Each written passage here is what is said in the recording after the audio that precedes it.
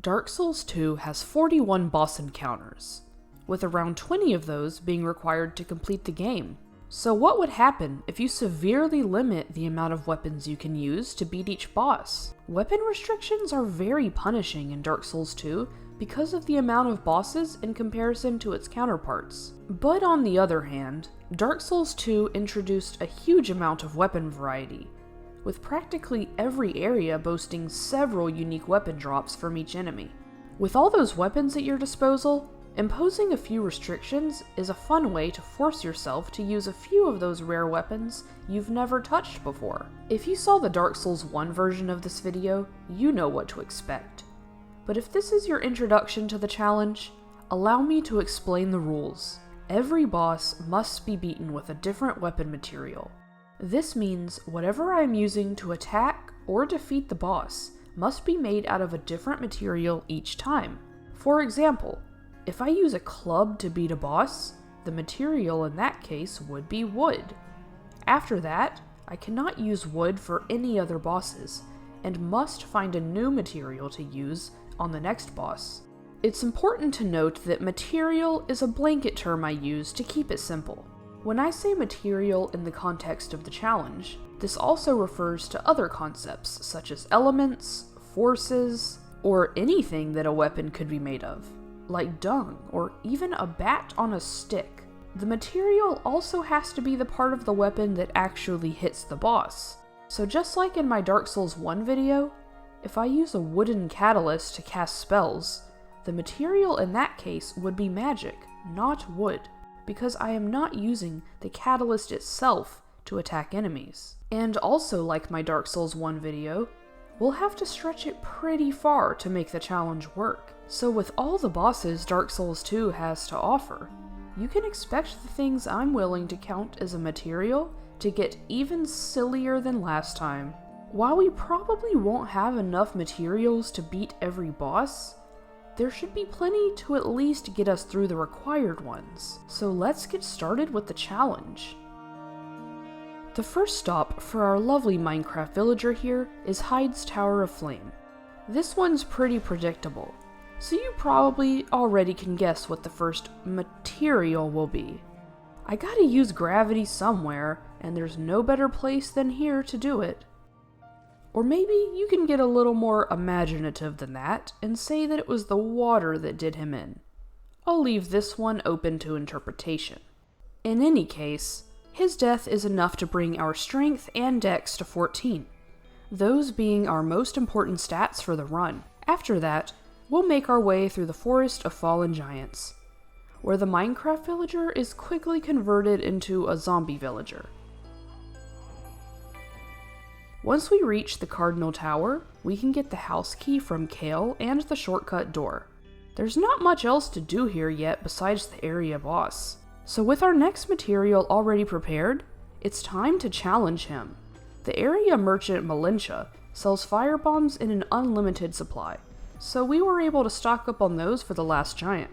Just like in Dark Souls, both types of firebombs are made of black powder, a unique material you can't find anywhere else. Thankfully, this guy's health is pretty low, so we won't need too many to finish him off, even accounting for the shots I missed.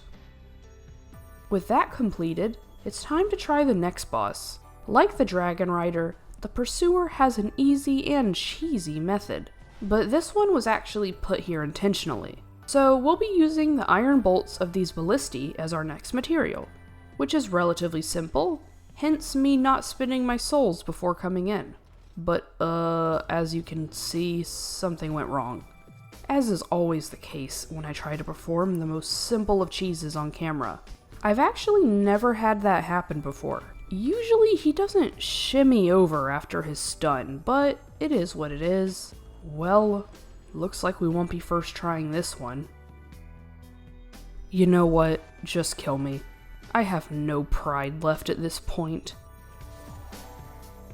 Seriously, what is going on with this guy today?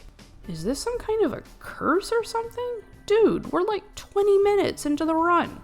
At this rate, it would have been quicker to just use a regular weapon. I guess that's what I get for cheesing twice in a row. But regardless, it's over now. so there's nothing to do but carry on into the Lost Bastille. Before going there though, I have more things to do, and a few more levels to dump into our melee stats. First, I explore a little more in the Forest of Fallen Giants so we can buy a branch off of Malentia. I also pick up the Fire Longsword, my weapon of choice in the field for early game. Next, of course I free Rosabeth, and then make my way to the Forked Road for a few important items. One of them being our next material of choice, the Dragonslayer Golden Falcon Shield, which I assume is made of gold. I don't think there's anything else made of gold in this game, so better to use it now than later. The next area we'll be taking on is the No Man's Wharf, where we can pick up some useful items. One of them being the Emit Force Miracle, which will come in handy a little later. Clearing out that area gives us enough souls for the Silver Cat Ring, and we can upgrade our shield and get some more health before taking on the Flexile Sentry. Normally, this fight is nothing special, and can be done in a minute or less, but with nothing but a small shield, we might have a worthy challenge on our hands this time around. The damage is better than I expected. Doing yellow damage to the boss is always a good sign, but of course it's by no means ideal, as the shield also has very short range and kind of weird animations. But who am I to complain? At least it can stun them pretty often. I just can't fall into the temptations of greed. With the shield, we have to take it slow and steady, so it can be pretty annoying to die when you're so close to finishing them off. I get a little impatient after a few attempts, and go back into the Bastille to meet with Macduff, who will sell us large Titanite shards. So, with the Golden Falcon Shield now at +6, we should do at least a little extra damage to make this go by faster. There we go, that's much better. And with proper dodging, you can get 2 or 3 hits in with your shield, get a stun, and repeat the process until the fight is over.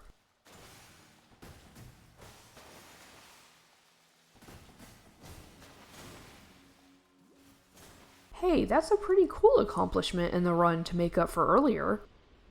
And we're rewarded with a Pyromancy Flame and a Pyromancy to go with it, for later use. These guys are far too drunk to care about me in the slightest, so we can proceed up the lift to the other side of the Bastille and put a few levels into Vigor.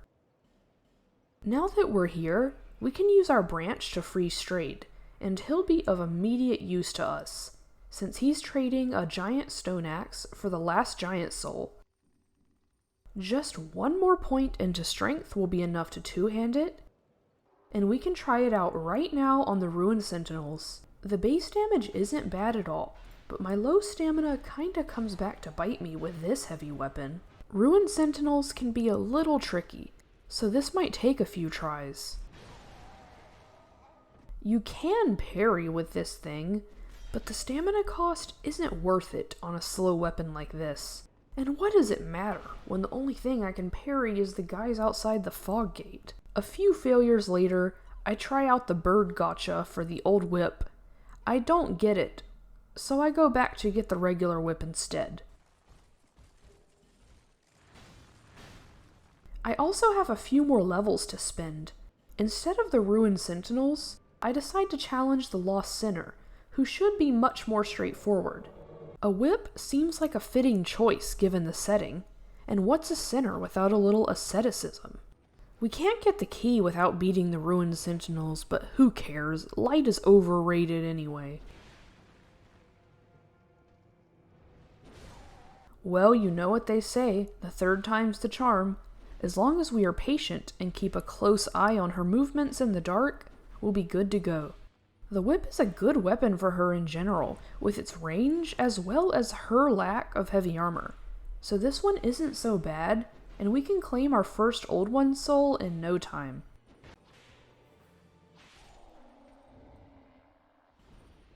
We're gonna need a little magic for this challenge, so I better get to leveling attunement.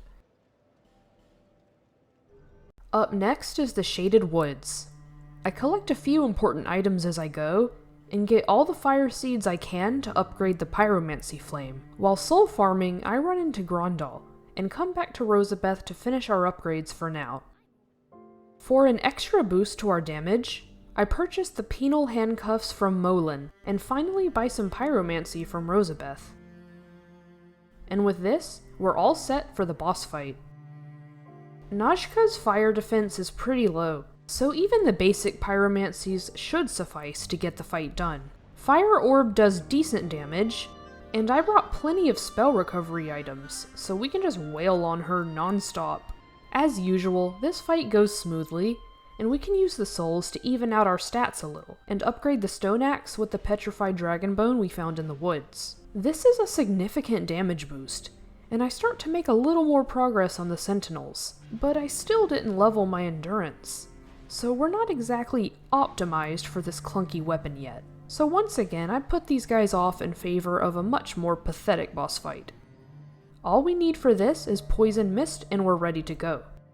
Dark Souls 2 Poison Mist is a lot easier to cast towards the enemy, so that's a plus. We can very quickly clear out the congregation, but my main focus was the healers, who have been avoiding my casts. With Magus himself poisoned, I try to stay close to the healers so they'll do melee attacks instead of healing, but that plan fails. With the healing, I realize I need more casts, but I didn't have any herbs in my hotbar, so I tried to just leave the fight altogether. The members of the church don't take well to cowardice. I find myself in a similar situation on the second try, but I can't say I'm not impressed with the true combo these two just pulled off. Well, this can't get any worse. I bring a little help for my next try so my casts aren't interrupted, and try to be as aggressive as I can with the healers, without being able to hit them. One of them heals a few times, but generally, the poison is too fast for them to react. And with both healers out of the equation, we can finally do that pathetic fight I mentioned earlier. Wait, why are you still alive? Look at that, he had literally 5 health points left. Oh Magus, you're so silly. Cromwell sells another copy of Emit Force for us, and we can go back to Majula for more levels in strength and dex. In the Brightstone Cove, there's a weapon we're familiar with from the first video, which is the Crescent Axe. A decent weapon with a different material for us to use, that material being bronze. However, before I try anything new, I upgrade the Stone Axe one more time, since I didn't bother with endurance for some reason, and finally am able to make decent use of it against the ruined Sentinels. The fight is tense, as always, but optimization with stamina isn't as important with all the extra damage. And I can finally pass the first roadblock of the run.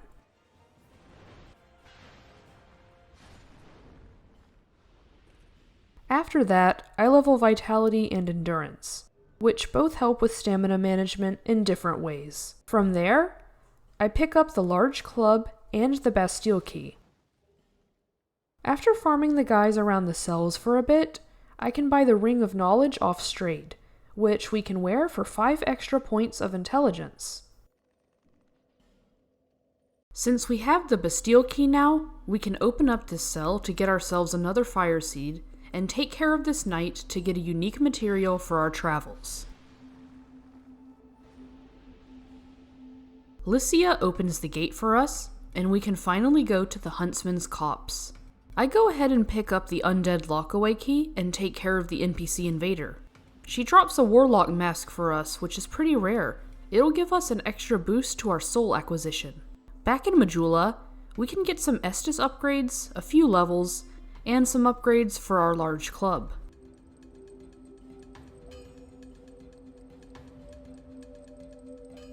After this, I backtrack to Seldora to challenge the area boss. I apply some charcoal pine resin to make our wooden club even more authentic, a little burnt wood to go with our wood as the material.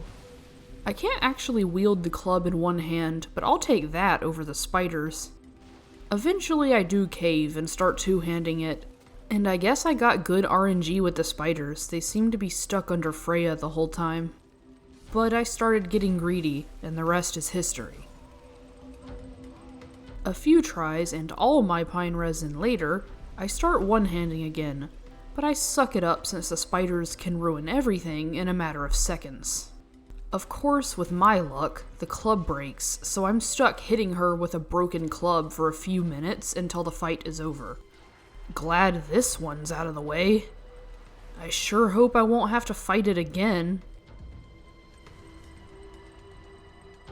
As you can see, that fight inspired me to put some levels into strength, along with the magic stats I'm working on. Now it's time to do some good old-fashioned farming, and we need to join the Covenant of Champions to prevent enemies from despawning. Around 45 minutes later, I finally get my next weapon.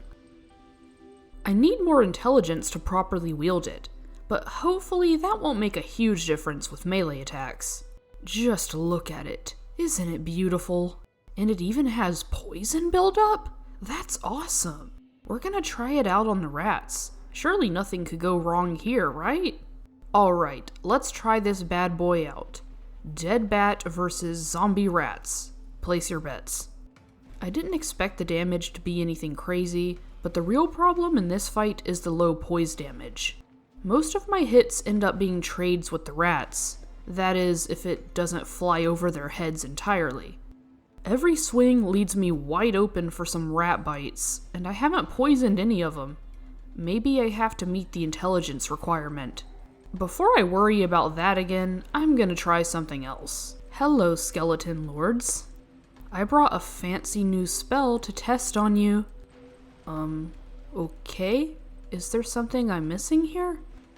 Is it supposed to be that, bad? I just wanted to mix it up a little. Does every magic fight have to be soul arrow spam? Skeleton Lords was free as usual, so I talked to Chloanne to make her move to Majula and start preparing for another try against the rats. I jumped down the hole to pick up the Ash Knuckle Ring to go along with my petrification-resistant armor. Xiaoqua is happy to assist me in my rat extermination, as any cat would be, and I leave the Champion Covenant to get rid of any damage boost the rats might have.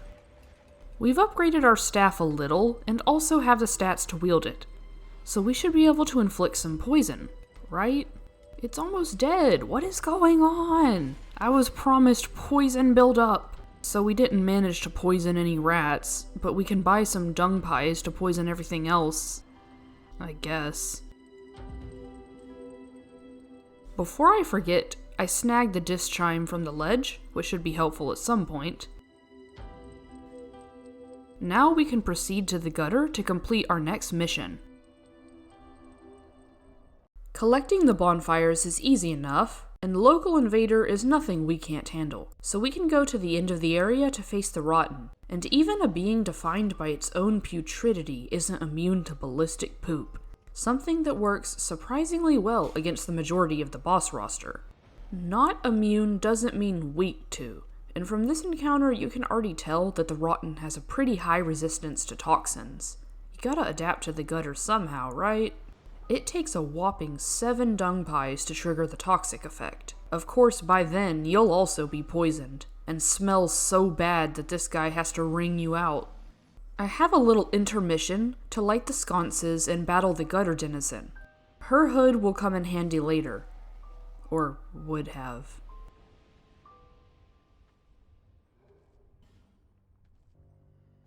I try this fight a few more times without success, then stall more by getting a few other things done in this area, as well as defeating the second invader?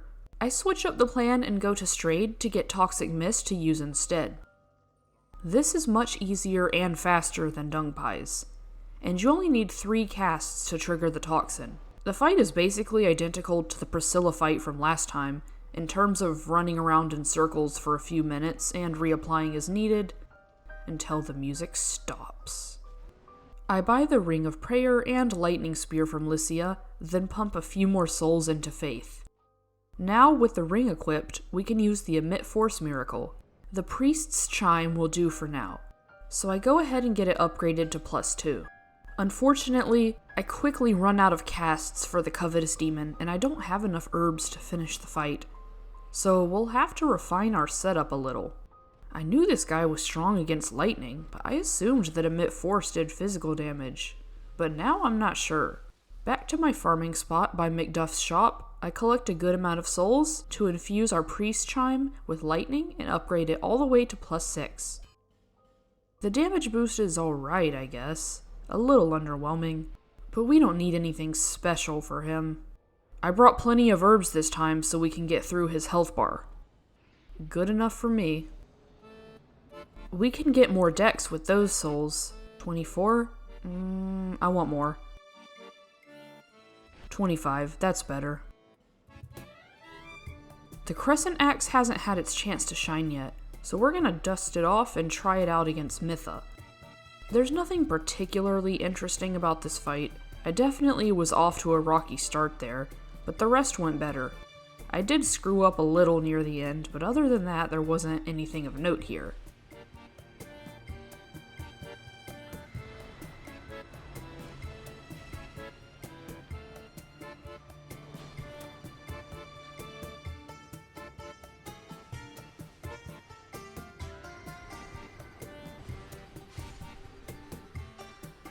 Time to get our levels and head to the Iron Keep. There's tons of invaders lurking around here, even offline, but aside from them, I was pleasantly surprised with how easily I cleared the keep this time around. The large club really does flatten everything. It's a great weapon to use for crowd control. I honestly can't believe I've ignored it for so long. I rushed to the lever before going back to the beginning to start yet another farming session. Dennis the Menace always crashes my parties, but he left me an amazing parting gift which left me in disbelief for a second.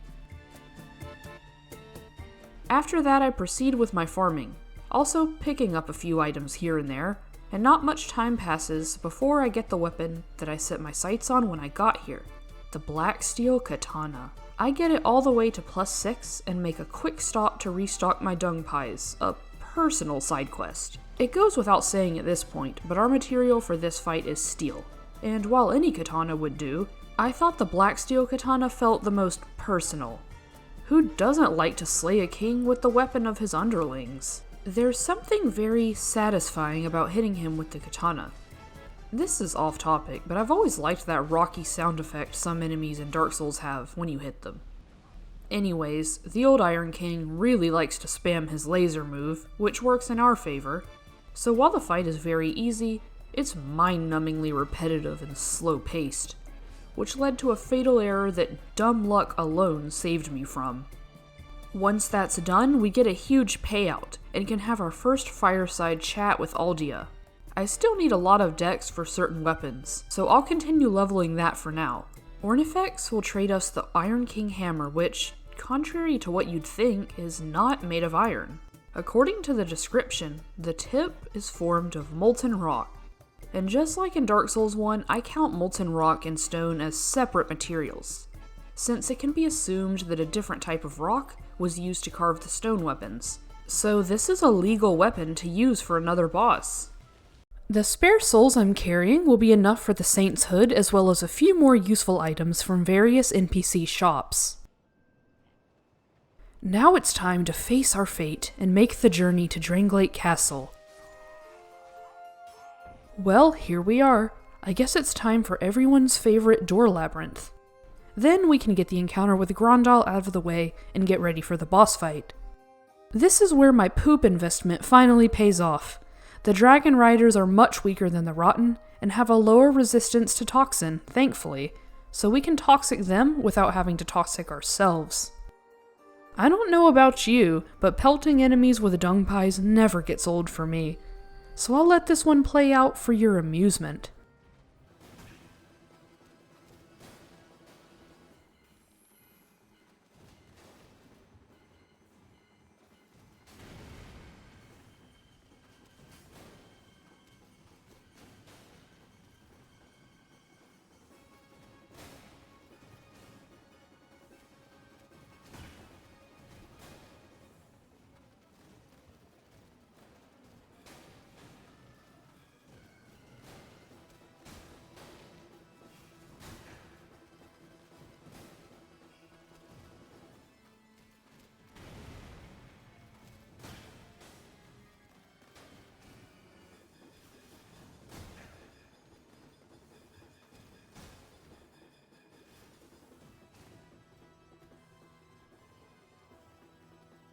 Will these poor guys ever catch a break from the cheesing? This time, I level attunement again. Oh, so now you give me the old whip? Okay, no more fooling around with the birds. Let's see how our next weapon is shaping up for the Looking Glass Knight. The hide spear is made of a special alloy, but from the description, we know that its composition is a mystery. It's similar to steel, it could be a type of steel, or it could be something else entirely. But because we don't know, and this special alloy is consistently mentioned with certain weapons, we can count this as a unique material, as long as we only use it once. At +8, the damage should be fine for this stage of the game, and the lightning damage might make it a little more challenging, since the Looking Glass Knight is resistant to lightning. Or not? Does the rain cancel some of that out, I wonder? Interesting. I didn't expect the spear to perform so well against him. It's quick and concise as well, which is perfect for getting rid of the minions. This weapon really doesn't have too many downsides. Plus, it's fun to use. So I'm glad I picked it up for this boss fight. I really didn't expect that to be done in one go, but here we are. Let's go ahead and start upgrading the Spider Fang. I traded for this earlier and forgot to show it, but we'll get to see it in action momentarily. For now, let's go ahead and get Strength and Dex to 30 before we begin clearing out the Shrine of Amana. Once we reach the Demon of Song, it's time to pull out the Spider Fang from earlier. For this one, I'm considering the material to be silk, even though there is also a weapon you can make called Spider Silk. The reason I ultimately chose this one is because the description explicitly stated that it was covered in silk, and because this one has an attack where you can throw silk at enemies. So I figured I'd choose this one, but really, if you try this challenge, you can use either of the two weapons to count as your silk material. Of course, I packed a lot of repair powder, because even a single special attack does a number on weapon durability, so it probably won't be viable to purely throw out R2s. But even so, I'm sure to use a few throughout the fight for a little extra authenticity. Wait, that one-shots? Okay, lesson learned. This weapon isn't anything special, but it has a pretty fun moveset. I do like the special attack, but to use it more often, you would need the repair spell or a full stack of repair powder. But I'm fine with using regular attacks, and before I know it, the Demon of Song is vanquished, and I throw out a few more silk bombs for those style points. As usual, it's time to get a few more levels, this time a tad more vigor and some faith.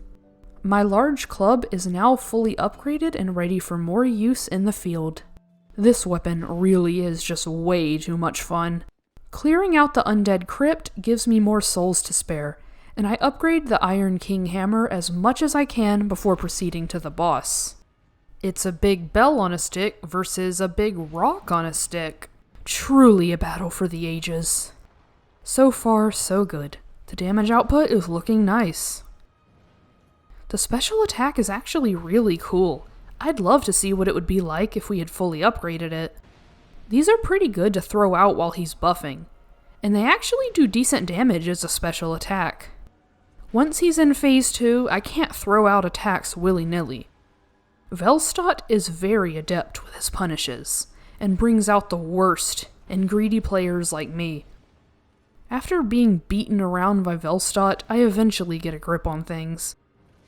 This is one of those fights that has a rhythm to it, and you, the player, are an instrument. So you must get in tune with the music until you play the song correctly. Or you could just pummel him with a giant boulder until he dies. Just down the hall, we can have an audience with Vendrick and pick up his ring. I'm gonna get a few more levels into Dex for later on. Cloanne has some upgrade materials for us as well, perfect for getting rid of the rest of those souls. Moving on to Aldia's Keep, Forlorn gets me in shape for some assassinations, and we can take care of all her spawns to get the Aldia key, just in case we want some extra goodies from the locked room. and release the monsters, just to be sure you lose all 45k souls you earned clearing the level. I mean, that's chump change at this point anyway, right? We got over half of them back already, and now we can stock up on our next weapon. Just as the description says, these witching urns are made of clay, and you know what that means. We have a unique material on our hands for the Guardian Dragon. I figure 40 will be enough. Also, I now have an even better club to flatten things with. Before starting the fight, I used the extra souls on hand to get 2 more unique materials, those being the black flamestone dagger and the yellow quartz longsword. With my pockets filled with enchanted clay, I'm confident in my ability to finish this fight in style. Hey, isn't that supposed to be the setup to a death joke? Nope, sorry, there wasn't a punchline for this one. I actually did finish the fight in style just like I said I would. That was a lot of fun, but it's time for a serious conversation with Aldia and the Ancient Dragon. We're not fighting it right now, but we'll get back to it soon enough. I still need to level my dex to be able to use certain weapons, and some more vitality is also a good idea going forward.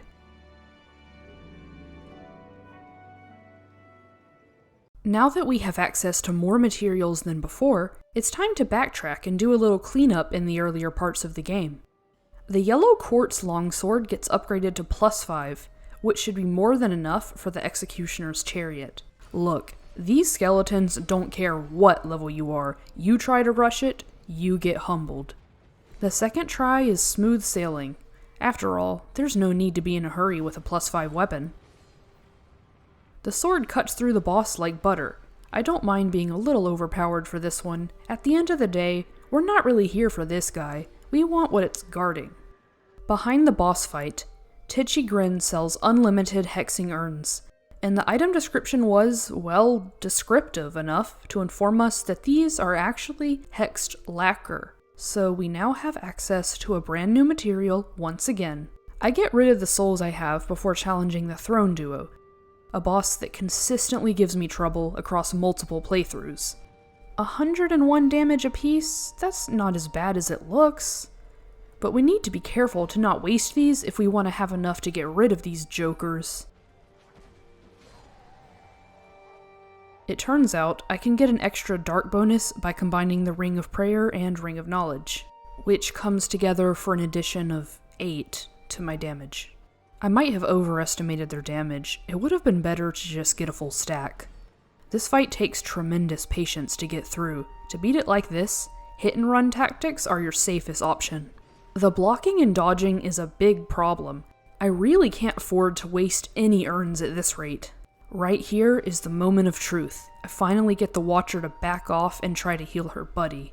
With no Estus and a single urn to spare, I'd say this was a perfect finish. It took almost 6 minutes to get this done, but hey, I'd rather get through a single test of patience successfully than have to do this over again. Now that faith and intelligence are at 20, I go ahead and finish up the assassination quest before I forget. It's time to trade with Ornifex again, this time for the King's Mirror Shield from the Looking Glass Knight. We're gonna say hi to an old friend and force him to do a little self-reflection. With early bosses, this shield doesn't even have to be upgraded to do good damage, plus it stuns really easily. This fight was honestly kind of fun, much more fun than the last time I fought something with a shield in this run. In the end, Dark Ornstein wasn't able to win the fight against his inner demons. I know this has kind of turned into a consumable run, but we're gonna need one more consumable as a material. Learning from my previous mistakes, I go ahead and buy 99 holy water urns to finish our cleanup session for now. Surprisingly, these work against undead rats too, not just hollows, and you can get rid of these spawns of Satan 2 at a time with the splash damage.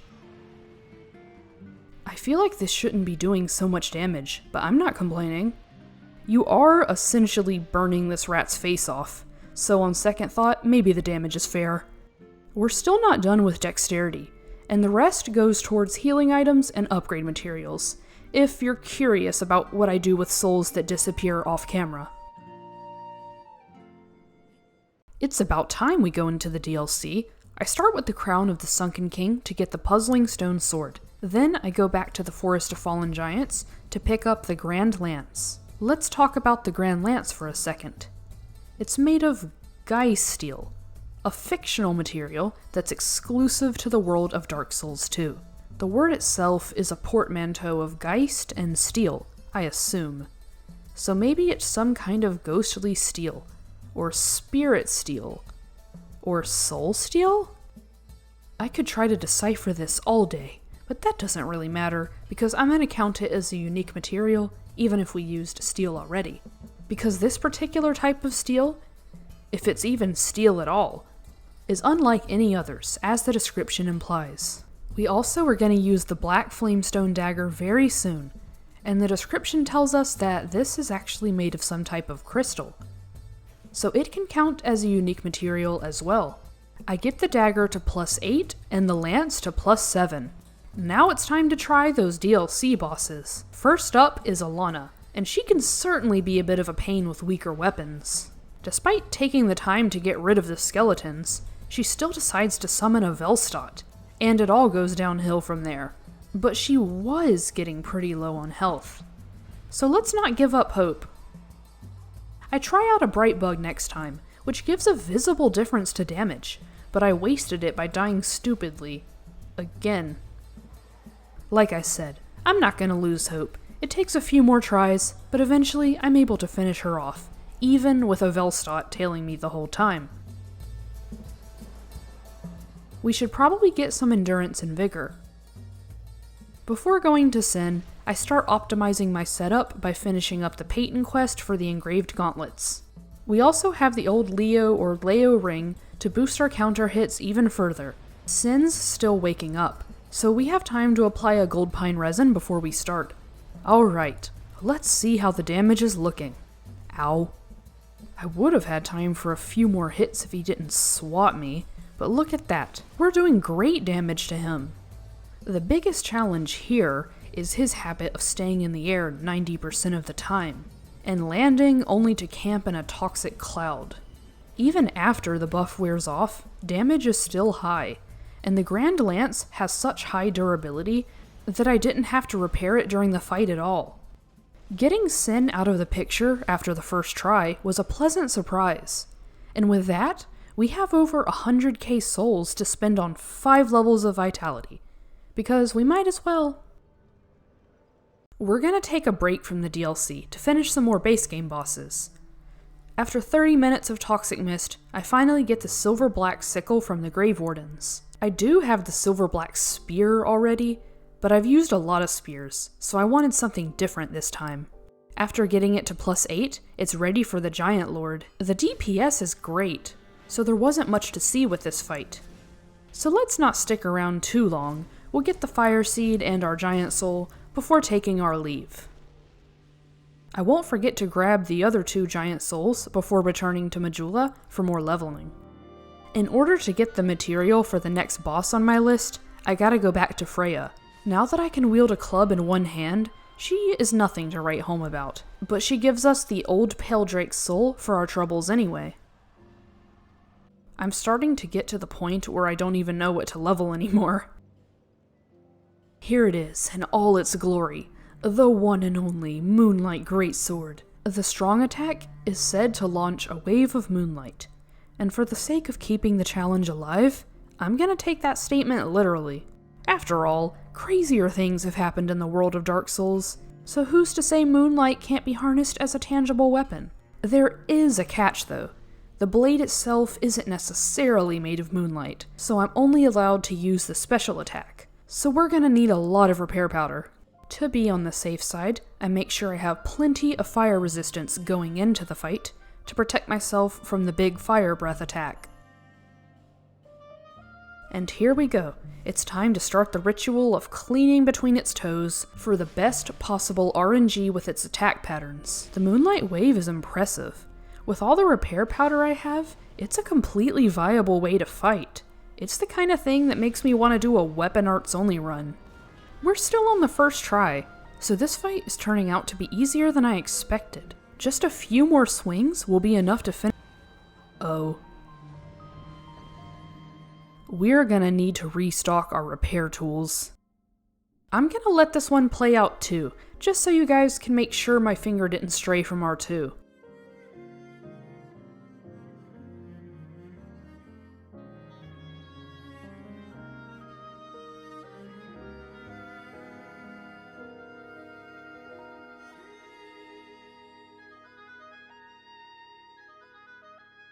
Well, there you have it. The ancient dragon has been killed using only moonlight. I got some pretty good RNG this time around. I think it only flew once in the whole fight. Yeah, I really don't even know what to level anymore. Up next, we have the Puzzling Stone Sword. At first, I didn't give this weapon a second thought since I've used stone already, but I took a closer look at the description, and just as there are different types of metal, there are different types of stone. But usually, the game doesn't specify with stone weapons beyond simply saying they're made of stone, except for this weapon. The description gives us some insight on the uniqueness of the stone used for this sword, stating that it's not only magnetic, but also only found in the gutter, so it's safe to assume that no other stone weapon in the game was carved with this type of stone. And to add to this even more, one of you guys left me a super helpful comment when I was in the middle of recording this challenge, and you mentioned that the color of this sword makes it possible that it contains some bismuth. And after looking at pictures of processed bismuth, I gotta say, I totally agree. I'm willing to use my imagination a little and say that this weapon could be made from bismuth ore of the gutter. This thing does pretty well against Vendrick. The key is to make sure you leave some stamina so you can keep dodging around his left leg. I love the R2 animation as well. It's so graceful, and turns even the most mechanical boss fights into dances. Vendrick is much easier when using smaller weapons, at least in my experience. As you could see from my last DS2 video, it can be harder to keep up the pace with heavier weapons. I guess I can level some ADP now? I mean, I got this far without it, but why not?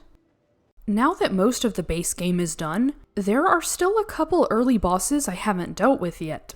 Our first weapon will be the Blue Moon Greatsword, which I totally didn't acquire by heartless means.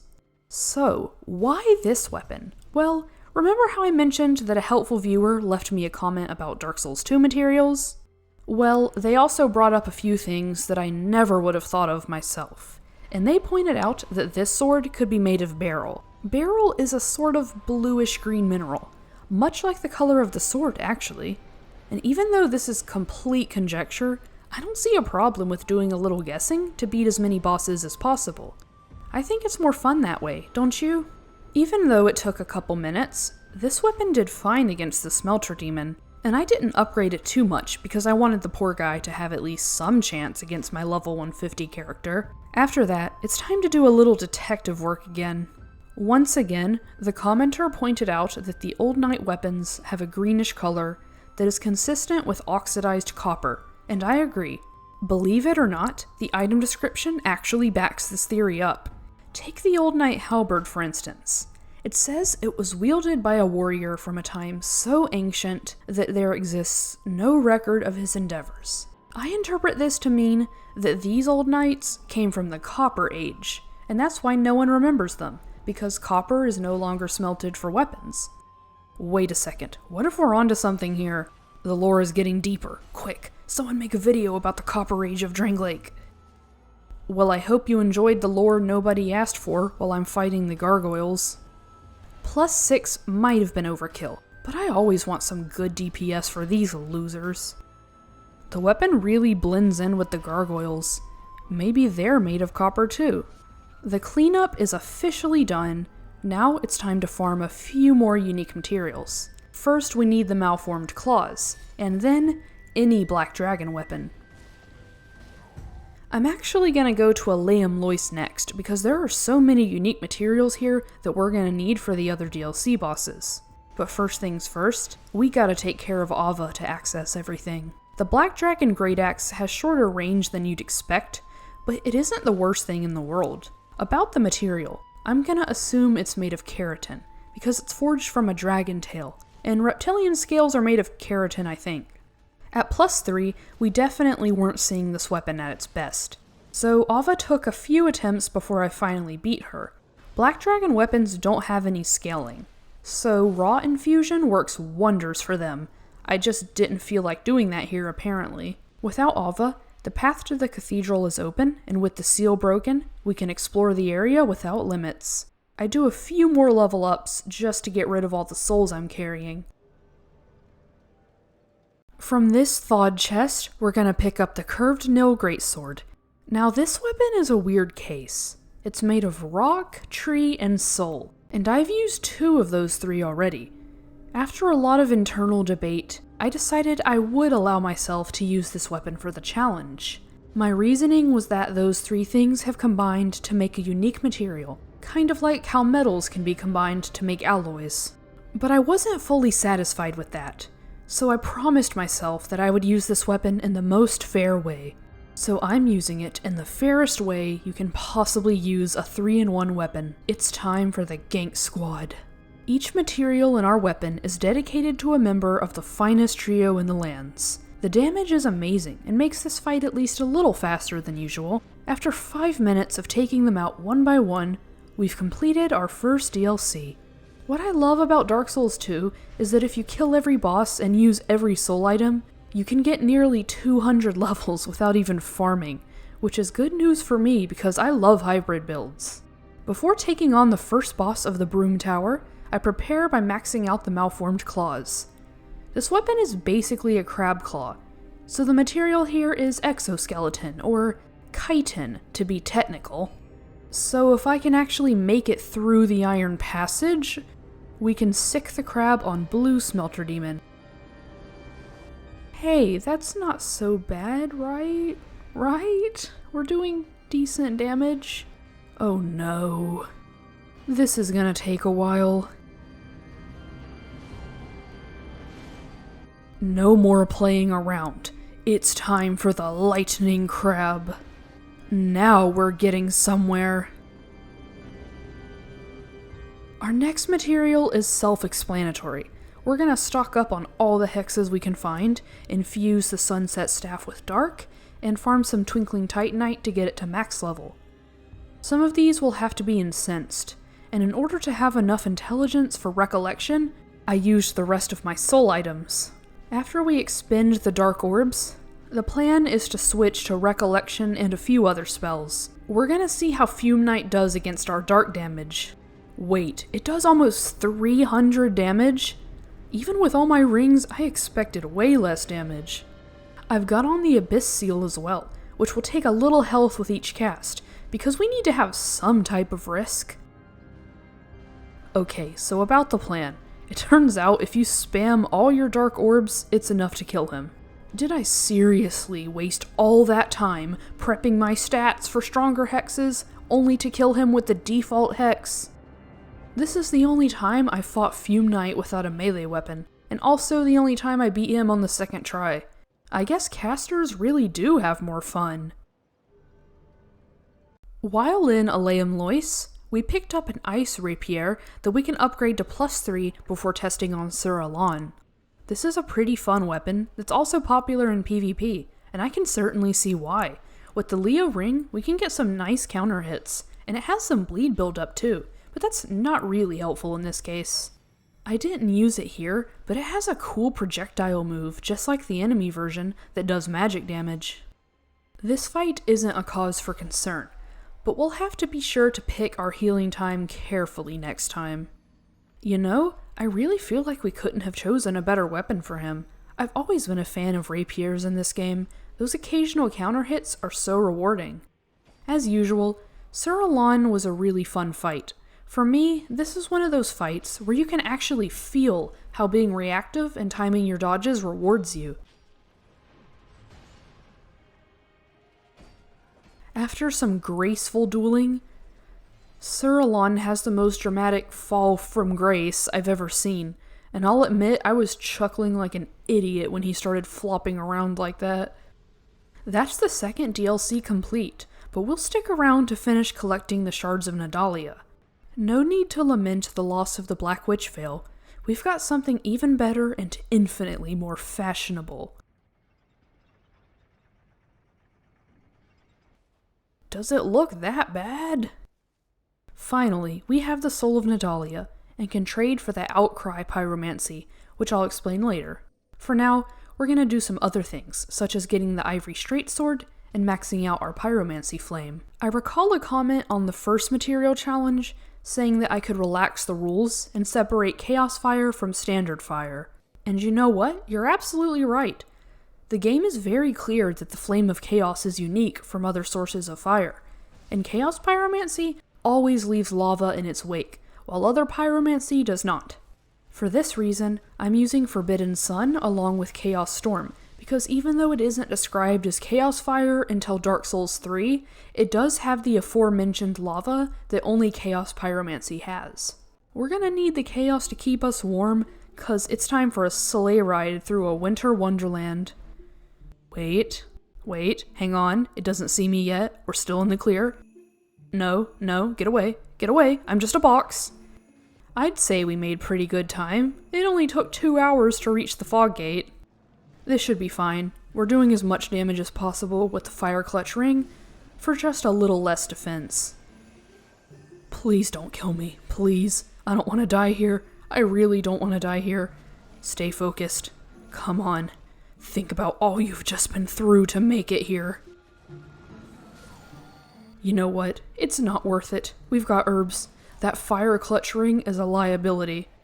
Let's try one more time without it.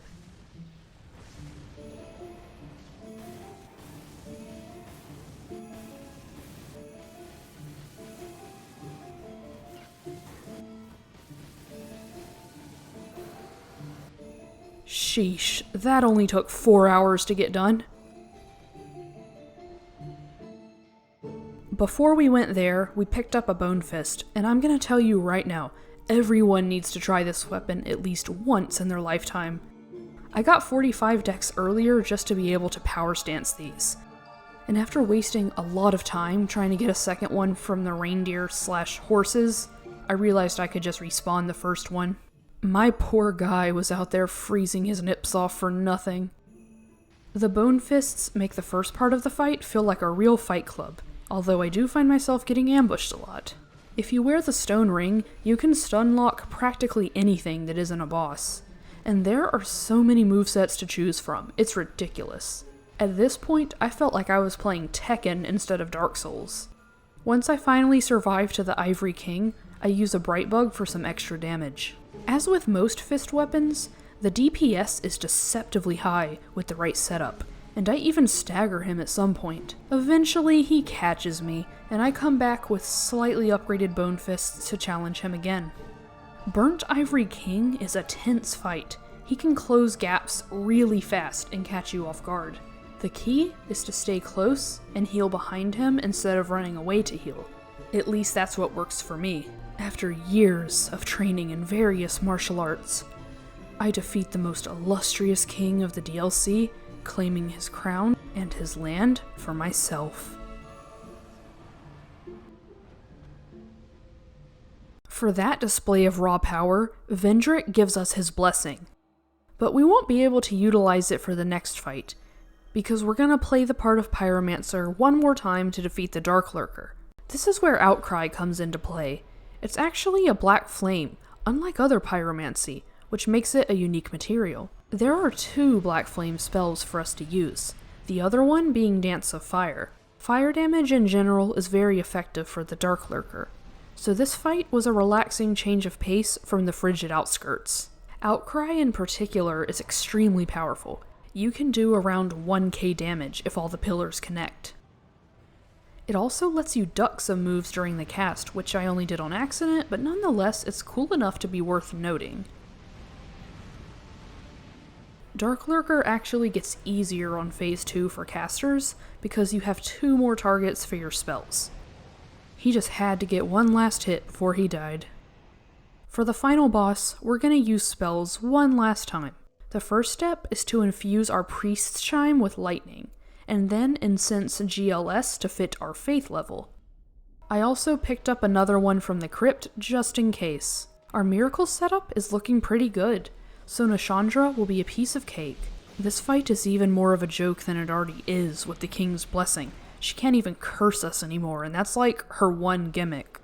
I definitely got a little cocky once I saw that damage. Keep in mind that the curse balls still chip away at your health, even if you can't turn hollow. If I die to her with all these advantages, I deserve it. So that was Heavenly Thunder. You actually have to get close to cast that. So you fight more like you would doing melee. But Lightning Spears? She can't even do anything but her laser that only an absolute doofus would get hit by. And remember, this is with the bare minimum faith for miracles with a few spices. Imagine what this would be like with 50 faith in the Dragon Chime.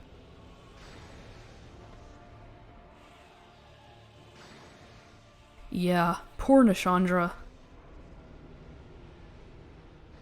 Now Aldia's gonna entertain us with a monologue and give us time to change our gear.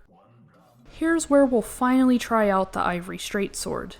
Whoops, I forgot my repair powder. That's kind of a necessity here. Alright, Aldia, now we're ready for you. The Ivory Straightsword is a unique case for a weapon. Usually I only count the part I'm hitting with as the material. So the material should actually be souls, as that's what the blade is made of. But for this weapon, both the blade and the hilt connect with the enemy. So whether you consider the material to be souls or ivory is up to you. There's never much to say about Aldia. This was a normal fight besides the occasional repair powder I had to use. I did a few of these special attacks to put on more of a show, since Aldia himself is a tired circus animal who doesn't want to do any more tricks. And that's it. That's the run. That was all 41 bosses with a different material. I didn't think it was possible, and if it hadn't been for you guys' help, I wouldn't have been able to do this. So thank you guys so much for all your suggestions, and I hope you enjoyed this rendition of the stupidest Dark Souls challenge you've ever seen.